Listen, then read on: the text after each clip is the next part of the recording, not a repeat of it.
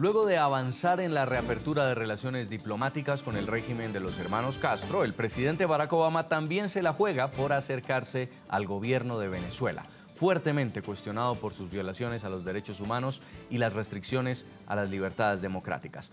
Precisamente este miércoles, a la capital venezolana arribó un grupo de parlamentarios españoles y latinoamericanos que intentará visitar a los llamados presos políticos y reunirse con líderes opositores que han sido inhabilitados para ejercer cargos públicos.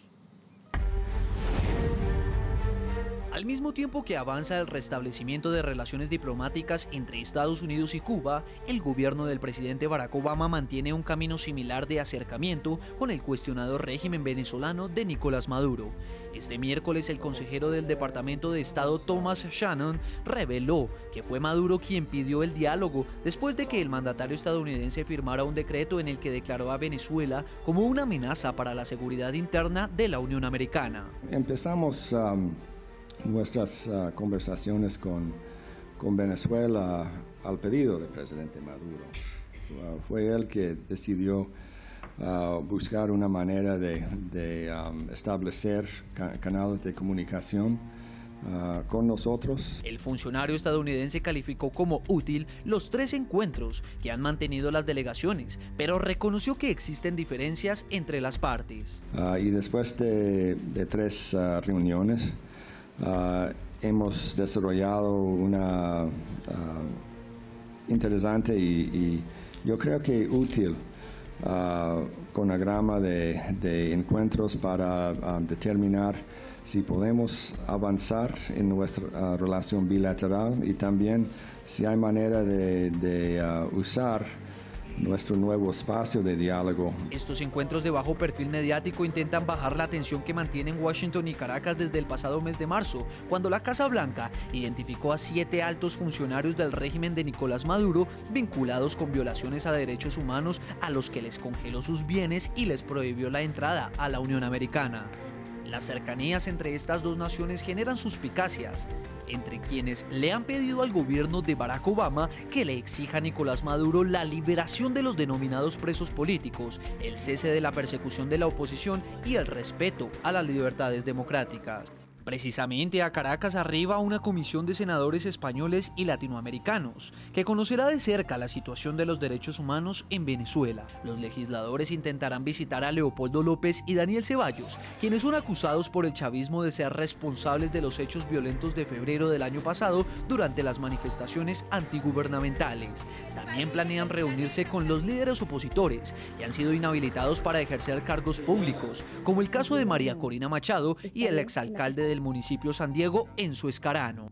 Bueno, nosotros esa es nuestra pretensión, poder visitarlos, pero vamos a hacerlo siempre con absoluto respeto a las autoridades y a la legislación, y si no nos dejan, si nos impiden, pues no lo podremos hacer, pero nuestra voluntad es verlo, claro.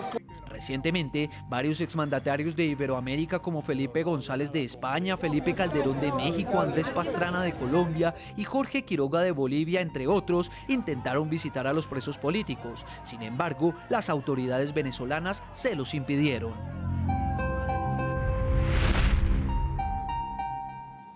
En Miami, Florida, el señor Iván Ramos, opositor venezolano, estratega político, bienvenido al programa La Noche.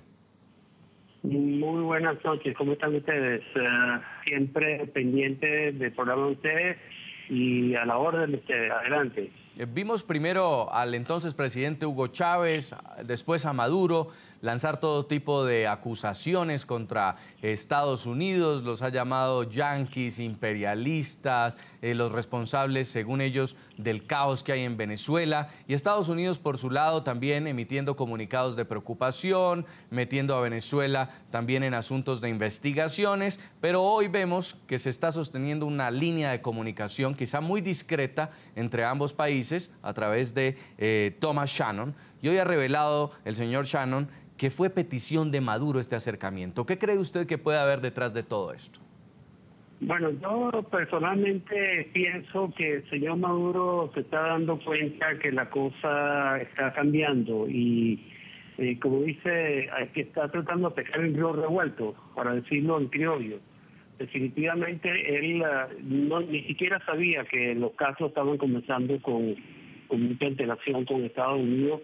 Y para él fue el primer sorprendido de lo que estaba pasando en las relaciones, en la renovación de las relaciones entre Estados Unidos y Cuba. Pues que definitivamente se está quedando fuera del juego. De manera que el acercamiento que él está teniendo con el gobierno de los Estados Unidos, a pesar de los improperios que ha venido utilizando desde hace 15 años todo el régimen, es simplemente porque sabe que lo que le viene es joropo, como decía un presidente venezolano, y había que ponerse las alpargatas. Los que no saben lo que son los alpargatas son el calzado de la gente llanera para bailar el famoso joropo, que también ustedes en Colombia lo tienen en la costa, en la zona fronteriza.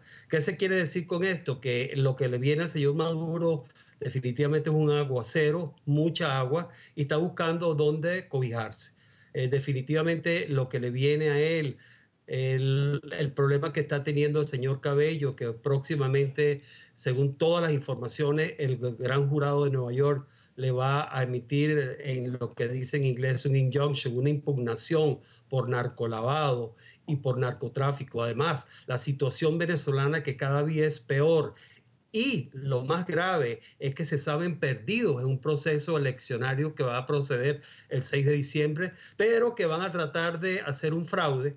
Lo que pasa es que anteriormente el fraude anterior, cuando era por pequeño margen o por margen, digamos que no eran tan grandes, se podía hacer, pero ya con una abrumadora mayoría del 70, 75, 80% de los venezolanos que van a votar en contra, definitivamente lo que está tratando es de simplemente tratar de ver cómo puede hacer ante la situación que está teniendo Venezuela y tratando de acercarse a los Estados Unidos para ver qué encuentran. Señor Ramos, esta relación se está sosteniendo al parecer al más alto nivel y por eso quiero también escuchar a Javier Elaje, el director jurídico internacional de Human Rights Foundation. ¿Cree usted que detrás de esto, porque hasta el propio Diosdado Cabello se ha encontrado con Thomas Shannon en Haití, está la investigación que tiene abierta Estados Unidos por narcotráfico, por lavado de activo a altos funcionarios venezolanos? No cabe duda que ese tipo de situaciones, por ejemplo, una investigación en una corte seria, independiente, de un país que tiene el poder y específicamente la jurisdicción de Nueva York, que tiene la capacidad de por ejemplo, de presentar acusaciones formales contra el presidente de la FIFA y otras personas en ese rubro que están basados en Suiza, cooperando con bancos suizos, es decir, una fiscalía con ese poder, sin duda que a un político corrupto y autoritario y que por tanto tiene un control casi completo de su país, como es Diosdado Cabello, que es el jefe militar de Venezuela, es claramente el ala dura militar dentro de ese gobierno que tras la muerte de Chávez está dominado principalmente por él y por Nicolás Maduro.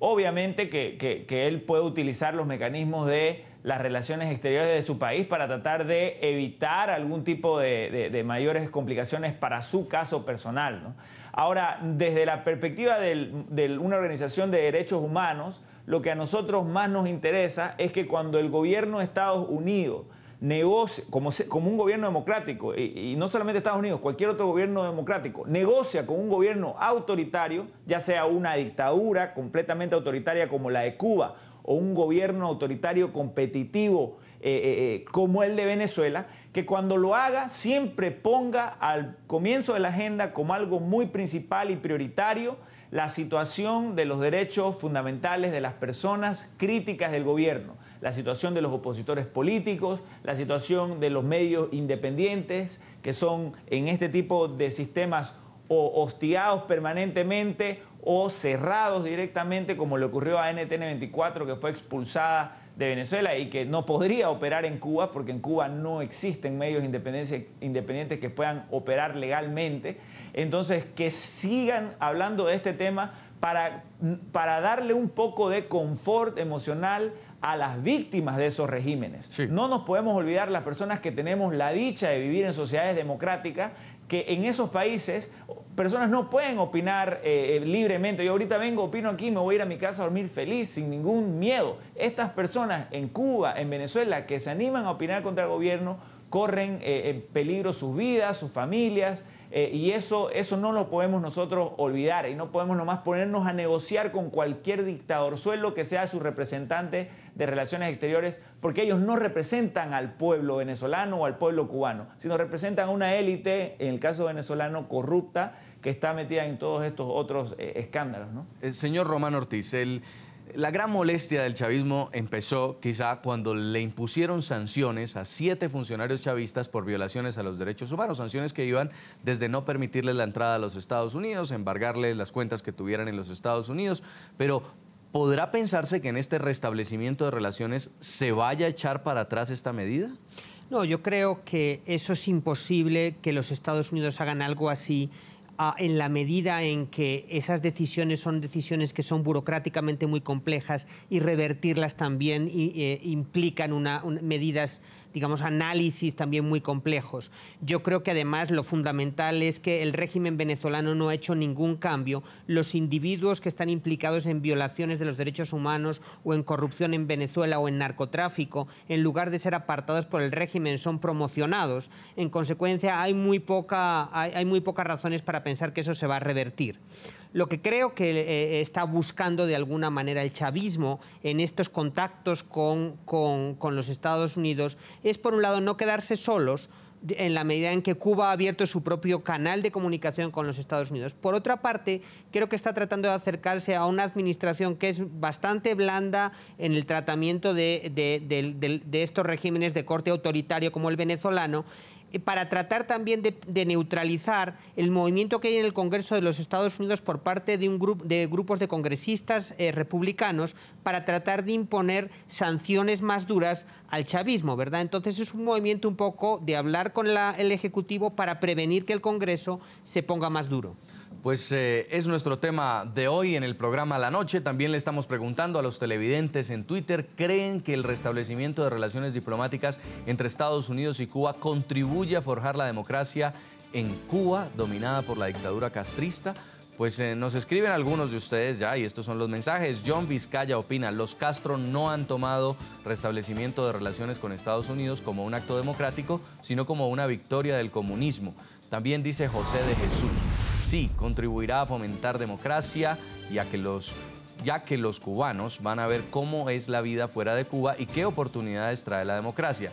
Y también escribe Germán Vázquez: a Estados Unidos solo le gustan los negocios, lo demás son críticas al abuso de la dictadura castrista. Vamos a hacer una breve pausa en el programa La Noche. Ya continuamos conversando con nuestros panelistas, debatiendo, analizando el tema de hoy. Ya volvemos.